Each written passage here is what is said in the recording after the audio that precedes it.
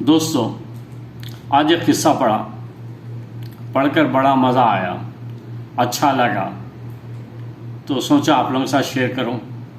آپ لوگوں کو بھی سن کر مزہ آئے گا اور اچھا لگے گا، امید ہے کہ اچھا لگے گا۔ قصہ مختصر یوں ہے کہ ایک مسجد میں خطیب ذرا لیٹ ہو گئے، خطیب صاحب آنے میں ذرا لیٹ ہو گئے، تو ایک دیوانہ ممبر پر خطبہ دینے پہنچ گیا۔ لوگوں نے اس کو نیچے اتارنے کی کوشش کی تو اور شور مچایا، تو ایک ذمہ دار شخص نے لوگوں کو روک دیا، منع کیا۔ دیوانہ ممبر پر پہنچ گیا اور پہنچ کر خطبہ دینے لگا۔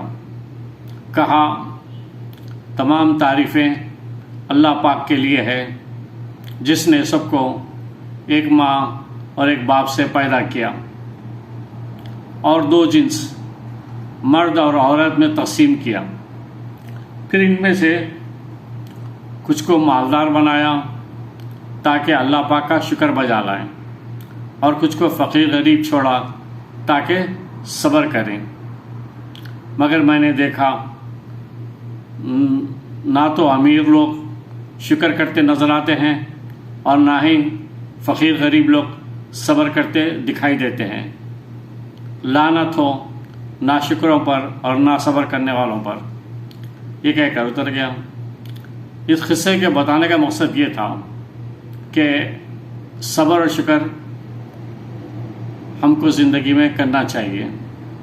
یہ دونوں بڑی طاقتیں ہیں جو انسان کو ایک قوت دیتی ہیں۔ ہم کو صبر کرنا چاہیے اور شکر ادا کرنا چاہیے۔ صبر کے بارے میں اللہ تعالیٰ یہاں تک کہتے ہیں کہ جو لوگ صبر کرتے ہیں میں ان کے ساتھ ہوں۔ آپ نے اکثر گھروں میں کیلنڈر اور تحرے لگے دیکھے ہوں گے جس میں قرآن کی آیت لکھی ہوتی ہے، ان اللہ مع الصابرین۔ اس کا ترجمہ یہ ہے کہ بے شک اللہ تعالیٰ صبر کرنے والوں کے ساتھ ہے۔ سوچیے، آپ نے اللہ تعالیٰ نے قرآن میں یہ کہا ہے تو اللہ کا کہا سچ ہے، تو ہم کیوں صبر نہ کریں؟ ہم صبر کریں گے تو اللہ ہمارے ساتھ ہوگا، اور کون کم وقت نہیں چاہے گا اللہ کا ساتھ؟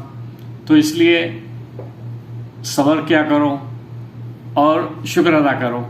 شکر اس لیے ادا کرو کہ ہم سے لوگ دنیا میں اور برے حال میں ہیں، ہم ان سے بہتر ہیں، تو اس لیے اللہ کا شکر ادا کریں اور ہر وقت اللہ تعالیٰ کا شکر ادا کریں، اور ہر مصیبت پریشانیوں میں ہر اس میں جو ہے صبر کیا کریں۔ صبر بڑی نعمت ہوتی ہے، اور اس سے بڑی نعمت کیا ہوگی کہ جب آپ صبر کریں گے تو اللہ آپ کے ساتھ ہوگا۔ میں تو یہ چاہوں گا کہ ہر وقت ہر بندہ صبر کرے اور اللہ اس کے ساتھ رہے۔ شکراً، جزاک اللہ خیر۔